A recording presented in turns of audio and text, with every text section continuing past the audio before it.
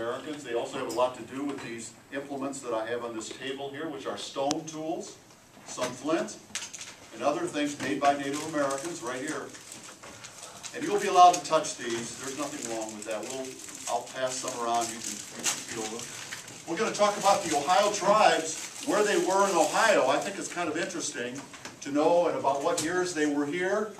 We're going to talk about flint versus stone for tool making. I'm going to talk about the need for tools. Why did the Indians, Native Americans, need tools? We're going to talk about the raw materials. What were they made of? We're going to look at how they were made. The distinguishing marks, number 8, that determine whether a rock is a tool or whether it's just a rock that was just thrown around by nature over the years. So how do we really know? I'm going to give you some examples here from the table.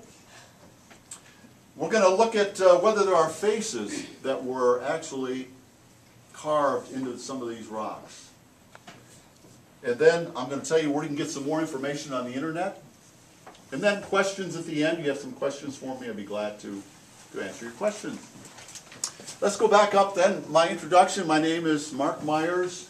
I'm the president of the Historical Society, which is right across the street. You know that building right across the street? Actually, there are 3 buildings there, not 1. There are 3. So there's the main building, which you see right across the street, that has a sign on it. Then over to this side, there's a barn. And then in the back here, we just purchased a garage, which is back here. And so if you ever come over to visit, you can actually see 3 buildings. And this building has some nice porches here, windows, which you can walk right up to and they'll light up. Also, the inside of this barn is a nice little display area now, and this has just recently been open since the last time Mr. Wallach was over to see us. And then, of course, the main museum. This has 3 floors. This is a house from the 1850s, by the way. That's how old it is. It was moved down the street, by the way. In fact, they dismissed class here at Hannah Ashton so the students could go out and watch this house being moved down the street. You know that big intersection down there? 256, there's about 5 roads that come together. You gotta, you're driving, mom or dad has to look about 4 different ways. That's where that house was.